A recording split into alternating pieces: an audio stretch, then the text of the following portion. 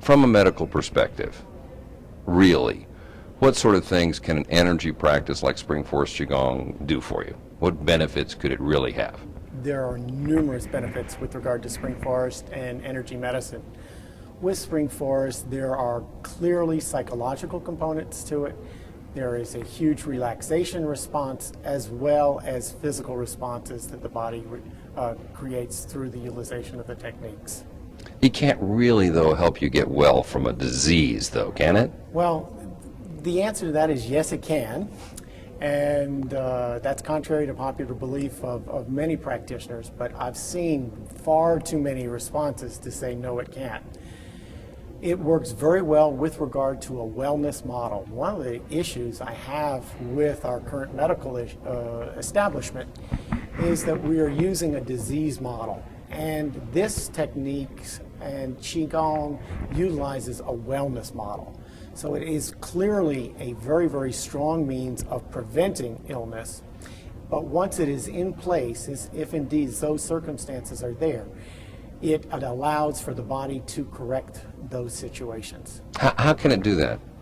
Well, it works on allowing, it's using a form of TCM, the traditional Chinese medicine, and through the movements, it allows the qi that flows through the body, and granted this is something that we've not been able to measure, therefore it's still defined as a veritable form of medicine, a non-measurable type, but it allows the body through those movements to function appropriately and return to homeostasis. And is that important? Oh, it's huge. The body has to be in homeostasis. Homeostasis means balance. And in the TCM, it means that yin and yang are in balance, and in our conventional medicine, we call it homeostasis. What happens to a lot of people is that they have a load of energy brought to them, and it's called an adaptative load. Normally, you have something happen to you, and you have a stress type response. And stress is part of life. What happens is the sympathetic nervous system goes off and starts firing, and all the catecholamines get poured out, and you have your epinephrine running through the body. And that's what you're supposed to have happen. But what happens in our culture is we had that happen so many times that the parasympathetic system that's supposed to shut down that response doesn't work. It isn't balanced, it isn't strong enough. And by utilizing the TCM techniques with Spring Forest Qigong, it reinforces the parasympathetic nervous system. It's much along the lines of just taking a deep breath when you're very, very anxious. And as you exhale, your parasympathetic nervous system is placed into effect, and you calm down. You do that a few times, and it works very, very effectively. This Qigong causes you to do certain type of breathing and certain type of movements that enhances your parasympathetic nervous system. So when you talk about restoring balance to the body, that's literally what it's doing, and allowing your body to strengthen its natural ability to heal yourself. Yes, that's exactly what I was just describing to you. The sympathetic and the parasympathetic. That is clearly what this is allowing to happen for individuals without utilization of medications, I might add, and all the quote-unquote after effects, or known as side effects or adverse effects that can happen. So this is a natural means of allowing the body to function in its optimal state. Pretty impressive. So low cost, no risk. Low cost, absolutely no risk. Time investment, absolutely. Benefit for most of the people I've seen, fantastic. Absolutely remarkable. Diabetes, glucose control, hypertension. I've seen some folks reversing other longer standing arthritides. All these things are on the list of what I've seen in my clinical practice being reversed. And I've seen changes, though not total reversals, with the utilization of Spring Forest. With neurologic issues, Parkinsonians, I have folks who are doing really well. I have individuals with stroke and having remarkable returns just utilizing Spring Forest. Yeah. Okay, that's extraordinary enough. I'm told that when you start working in this area, literally every aspect of human endeavor is affected by it. So in essence, it could help make you stronger, faster, smarter. Is there any substance of that? Yes, there is, and that's harder for me to talk about in other individuals. So I'd talk about that primarily on a personal basis. The capacity for thought increases when people do any type of meditative response. So utilizing Spring Forest, I've found that my capacity for focus, attention, concentration just went up dramatically when I first started practicing. As I practiced more, it continued, but it wasn't quite as dramatic as an effect.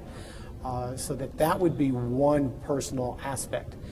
Many people report that they sleep better. Not necessarily less. I personally sleep less after I've practiced for 4 years, but most people report that they sleep deeper, and their capacity for understanding, appreciating dreams and that type of response is all increased as well. Others have reported to me, and I noted for myself, that there were some changes in the way I looked at and functioned with regard to the food I eat. And I found that I did some natural things that I'm very pleased that I did. I eliminated most of the red meats, and I haven't had red meat in at least a year and a half. And I've eliminated primarily most of my seafood as well. It's just a natural response, and I'm moving more towards natural foods. Given the fact that most human beings breathe so rapidly, 15 to 20 breaths per minute is the average, usually in the higher range, this slows down your breathing. What does that do for you? Well, slowing down the breathing and using the diaphragm is huge. The diaphragm is the largest organ in the body, and that's one of the first facts you'll learn in your basic anatomy class. And when you're using the diaphragm appropriately and actually using that muscle to its capacity, you actually burn some extra calories. So people just plain lose weight by doing Spring Forest Qigong and breathing appropriately. In addition to that, the diaphragm is run by the vagus nerve, and that is one of the huge controllers of the parasympathetic nervous system. So all of this fits together when we put it together, Gary. It's just remarkable. Wow. It makes sense. So there's, what you're talking about here then is you're magnifying and optimizing the benefit of the effects because each of them support the other. Absolutely. This is a wonderful cycle. This is the way the body was designed. If you look at any of the natural interventions, the air we breathe, breathing is always a portion of any type of relaxation technique. It's a function of the advanced individual is to breathe appropriately. We're not supposed to be panters. We're supposed to be breathers. And those folks are up here going, and we're trained to do that. When we get further into that, Gary, there are schools of thought, and this is a little bit open to conjecture, that any of the time that we become frightened, we breathe in and go, and that's how we trap information in our body. And so there are people who do body work who have found that just by being frightened or holding your breath, that's where you hold the information in your body. With Spring Forest, you allow for that to come back out of your body, and those responses naturally are eliminated from utilizing the techniques.